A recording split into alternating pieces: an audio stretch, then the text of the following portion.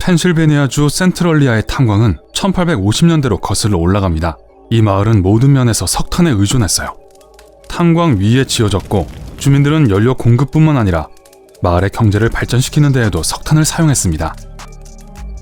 19세기 말 즈음 이 마을에는 이미 2,700명 이상의 주민들이 살았고 대부분은 광부들과 그 가족들이었어요. 그곳에 사는 사람들은 행복했고 아무것도 그들의 평화를 방해하지 않는 것처럼 보였습니다. 심각한 경제 재난을 극복할 수 있을 만큼 충분히 튼튼하고 안정적인 석탄 산업 분야에서 좋은 직업을 가지고 있었죠.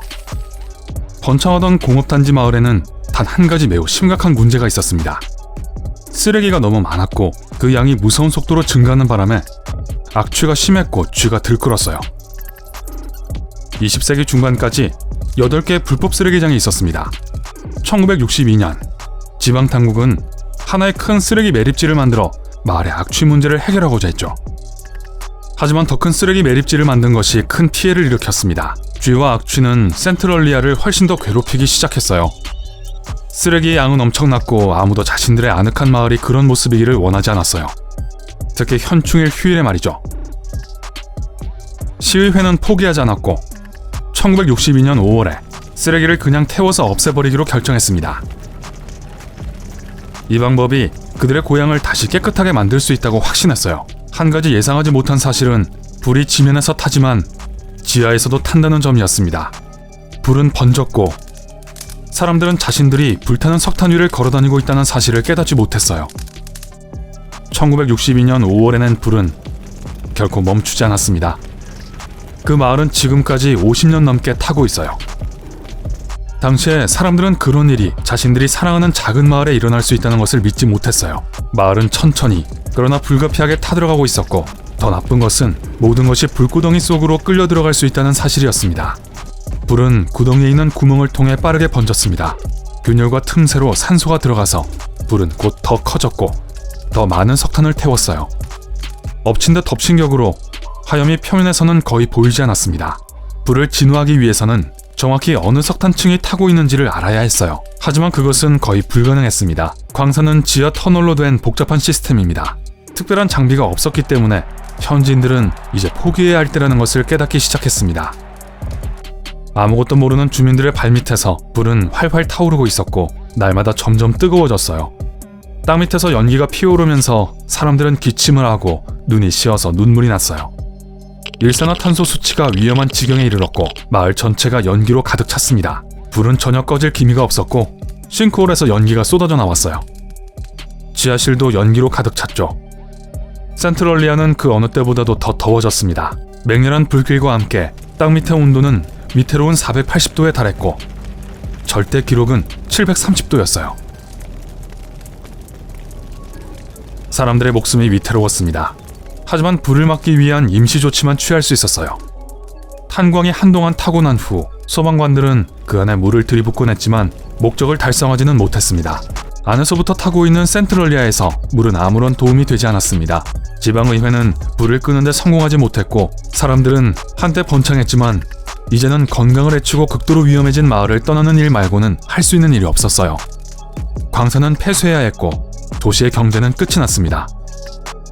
호흡기 질환, 고혈압, 그리고 우울증과 불안감 같은 문제들로 고통받으면서 주민들은 더 이상 이 마을에서 살 수 없게 되었습니다. 대부분의 사람들은 무슨 수를 써서라도 마을을 벗어나려고 했어요. 광산이 내뿜는 유독가스는 화재 자체 못지않게 위험했습니다. 몇몇 사람들은 이웃의 광산 때문에 주택 가격이 급격히 떨어질 것을 걱정했어요. 그들은 덥고 먼지가 많은 탄광에서 열심히 일하면서 벌어들인 모든 것을 잃을 수 있다는 생각에 공포에 떨었습니다. 비록 광부들은 환기가 잘 안 되는 환경에 익숙했지만 그 당시 마을은 그들이 일하던 탄광 속과 그리 다르지 않았어요. 하지만 그렇다고 해서 모두가 자진해서 고향을 떠난 것은 아니었습니다. 어떤 사람들은 어떤 대가를 치르더라도 자신들의 집을 지키고 싶어 했어요. 결국 의회는 센트럴리아의 불을 끄는 대신 주민들을 이주시키기로 결정했습니다. 1983년까지 약 84억 원이 넘는 돈이 화재 진화뿐만 아니라 일부 주민의 긴급 이주를 제공하는 데 쓰였습니다. 그 후 30년 동안 약 500억 원이 이주 프로그램에 사용됐죠. 약 6천만 원 정도가 각 가정에 지불되었고 주택의 크기와 인근 지역의 부동산 가치에 따라 계산되었습니다. 기본적으로 주정부가 마을에 있는 거의 모든 주택을 사들였지만 현재 아무도 이 마을에서 부동산을 구매할 수 없습니다. 마을은 인적이 끊겼고 결국 2003년 9월 18일 이후로는 마을의 우편번호까지 사라졌습니다. 주민 7명 외에는 거의 아무것도 남지 않았어요.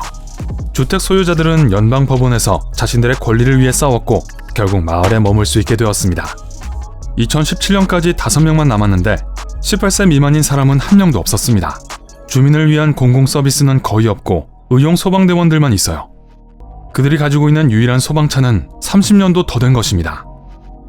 총 연소 면적은 거의 1.6제곱킬로미터에 달하는데 이 정도면 모나코가 거의 불타버린 것과 마찬가지입니다. 그래도 연소된 부분은 드문드문 있기 때문에 모든 것이 동시에 타버린 것은 아니에요. 또 다른 문제는 화재가 표면적으로 뿐만 아니라 심층적으로 확산된다는 점입니다. 탄광의 깊이는 약 90m이고 13km 이상 뻗어 있으며 총 면적은 약 15.2제곱킬로미터입니다. 지금처럼 계속 불타게 되면 석탄 매장량으로 볼 때 화재는 적어도 250년 이상 지속될 가능성이 높습니다. 사람들에게 자원을 제공하던 번화한 마을이 살기에 적합하지 않은 곳으로 변해버린 거예요. 센트럴리아는 이제 유령 마을입니다. 거리는 텅 비었고 대부분의 사람들은 오래전에 이곳을 떠났고 건물도 거의 남아있지 않습니다. 하지만 센트럴리아만이 그렇게 오래 지속되고 있는 유일한 석탄층 화재는 아닙니다. 석탄층 화재는 전 세계적으로 꽤 흔해요. 인도의 자리아에서는 1916년에 지하 불꽃이 처음으로 목격되었습니다. 놀랍게도 8만 명 이상의 사람들이 그 연기에도 불구하고 여전히 그곳에 살고 있어요. 화재의 원인은 밝혀지지 않았지만 번개나 다른 자연재해로 인해 발생했을 수 있습니다. 한 세기 이상 불타고 있는 도시도 있습니다. 호주의 버닝 마운틴은 약 6,000년 동안 그을려왔고 어떤 사람들은 불이 약 15,000년 전에 일어났다고 주장하기도 합니다. 산이 타고 있는 것은 아니고 갈라진 틈으로 유황 연기가 지면 위로 올라오기 때문에 연기를 내고 있다는 표현이 더 정확하겠네요. 균열은 그 지역을 끊임없이 불타게 합니다. 공기가 구멍 안으로 들어가서 불이 멈추지 않아요. 연기뿐만 아니라 냄새 때문에 그곳에서 숨을 쉴 수도 없습니다. 공기에서는 유황 냄새가 나고 표면은 315도가 넘고 석탄이 타고 있는 지하는 약 1650도의 뜨거운 열기를 내뿜고 있습니다. 오늘 새로운 것을 배웠다면 이 영상에 좋아요를 주고 친구와 공유하세요. 여기 여러분이 좋아할 만한 다른 멋진 비디오들이 있습니다. 왼쪽 또는 오른쪽을 선택하고 삶의 밝은 면에 머무르세요.